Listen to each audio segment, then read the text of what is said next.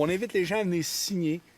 Puis l'objectif, c'est de regrouper les gens pour se donner une force politique. On ne se gêne pas. Ce qu'on veut, c'est une force politique. Parce qu'il n'y a personne, on s'entend, il n'y a rien qui représente les chasseurs de façon indépendante. Pour respecter l'espèce qui est le chevreuil, il y a une façon de gérer. Puis là, présentement, c'est pas de cette façon-là qu'on le fait. C'est la grande vision en arrière de ça. Là, on parle souvent, là, le RTLB, c'est souvent...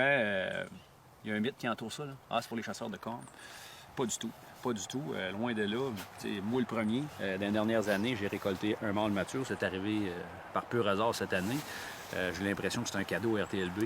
Mais les autres années, le cadeau, je l'avais quand même. Là. J'ai récolté trois belles femelles les années précédentes. Puis ma saison était parfaite, puis c'était super. Fait que la gestion globale, c'est la répartition de la récolte, puis de faire comprendre aux chasseurs du Québec que la chasse au chevreuil, bien, c'est pas juste les cornes. On veut respecter l'intégrité de l'espèce, puis on veut que quand la saison se termine, on veut que la population soit bien structurée puis soit pas tout déséquilibrée comme fait actuellement la gestion dans l'ensemble des autres zones du Québec. Écoute, le questionnement là, du ministère, là, présentement, on fait un projet dans la zone 6 parce que c'était la zone qui était la plus appropriée pour faire un essai. On a eu des demandes dans le Bas-Saint-Laurent pour essayer ce projet-là, puis le ministère l'a dit, dans le Bas-Saint-Laurent, c'est un autre monde, il y a beaucoup de neige, un peu comme dans le Nord. Beaucoup de neige, c'est une autre chose, mais pourtant, ils ont refusé un projet qu'on aurait pu faire avec la ZEC-Owin dans le Bas-Saint-Laurent. Un territoire exclusif, territoire c'est la ZEC. 615 km², 400 chasseurs qui étaient prêts à faire un projet RTLB pour voir le Bas-Saint-Laurent dans les zones où les hivers sont difficiles, comment ça fonctionne. On sait que c'est différent. Pourquoi ne pas avoir accepté un tel projet, même si le projet de la 6 n'est pas fini? Ça n'a aucun lien entre les deux, c'est pas la même situation. Alors, c'est des questionnements qu'on se pose, puis l'RTLB, je vais vous dire, là, avec les chiffres qu'on a fait, moi et François, non seulement qu'il va fonctionner, mais c'est essentiel pour que le cheptel soit en santé et qu'il soit dynamique. C'est la raison pour laquelle le Bas-Saint-Laurent en arrache depuis plusieurs années. Ça fait 40 ans qu'on protège les femelles, puis ça fait 40 ans que ça va pas bien. On serait rendu à un niveau où il faut essayer d'autres choses. On aurait pu l'essayer sur un 615 km² et le ministère est venu voir la ZEC pour lui dire on ne veut pas ça. Dans une volonté de cueillette de données, est-ce que vous allez être d'accord avec moi qu'on avait là l'opportunité d'avoir deux extrémités de la province qui ont deux réalités totalement différentes? Ça m'amène à vous poser la question. Les gars, d'après vous autres, les analyses, les données qui vont sortir du ministère, sont-elles les bonnes pour analyser tout ça? Ça fait peur. Ça fait peur parce que à la base, on nous a demandé en cours de projet, parce que la crainte du projet à la base, c'était la perte de contrôle des densités, en fait. Puis en cours de route, on le voyait aller. On a suggéré des trucs à nos biologistes régionaux, encore à Eric à l'époque, qui n'est plus là. Puis, on nous a répondu qu'en cours de projet, il ne fallait pas apporter trop de variables pour ne pas biaiser les résultats de l'étude.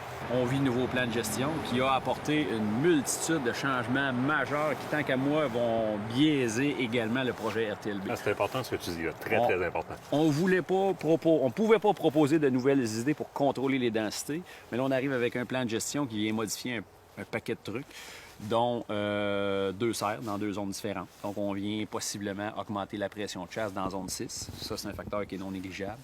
On arrive avec un enregistrement en ligne. Les gens plus ou moins habitués avec ça. Les nouvelles réglementations, les 2 serres dans 2 zones différentes. Nos agents de la faune se sont courus pas mal tout l'automne à essayer de régler les problèmes de chasse à partir du chemin, parce que les gens venaient dans la zone 6 ou dans d'autres zones également. Exercer leurs droits. Exercer leurs droits, mais sans autorisation de propriétaire. Fait que ça a été le Far West quand même pas mal. Puis je pense que c'est beaucoup de billets au projet. Fait qu'on va-tu réellement avoir les vrais résultats?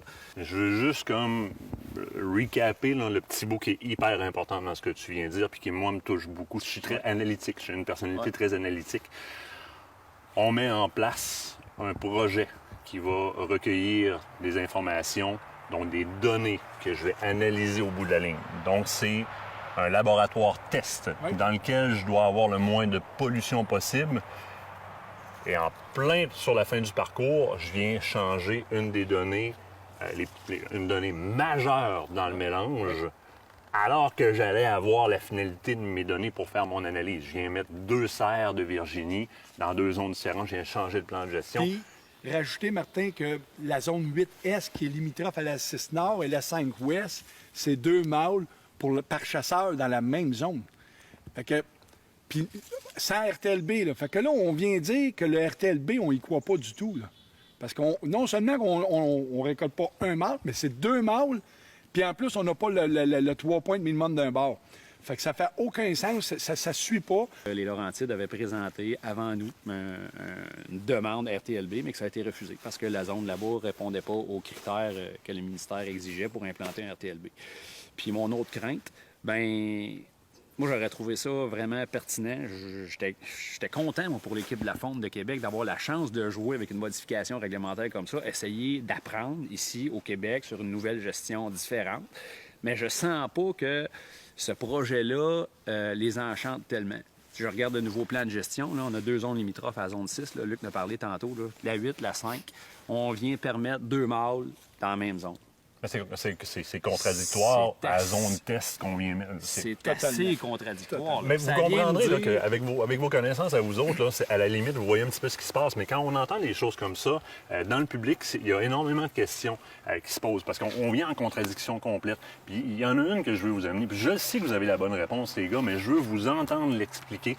Parce que sans les données sur l'état du cheptel, ça l'a choqué dans certaines régions. Au moment où est-ce qu'on a implanté le RTLB, dans les 2-6, on a connu aussi un record historique de l'attribution de permis de serre sans bois. Comme ça, là, si on ne connaît pas la donnée sur l'état du cheptel, là, ça porte à interprétation et pas à peu près les gens en étaient choqués. Oui. Mais vous avez une explication pour ça? Bien, absolument. C'est que quand on a fait notre étude avec Cogafa à l'époque, on nous démontrait qu'on était, au début du projet, on était à 7,7 femelles par mâle. Et au feu, puis là, ça a avancé. On a fait une réglementation volontaire à l'époque. Puis on avait réussi à atteindre des 4 points quelques femelles par mâle. Fait qu'il y avait beaucoup de femelles qui n'avaient pas de veaux parce qu'il n'y avait pas assez de mâles pour les accoupler. Et puis qu'il y avait une possibilité de les récolter, ces femelles-là, pour compenser la récolte de mâles qu'on aurait diminué. On savait qu'on récolterait moins de mâles, là.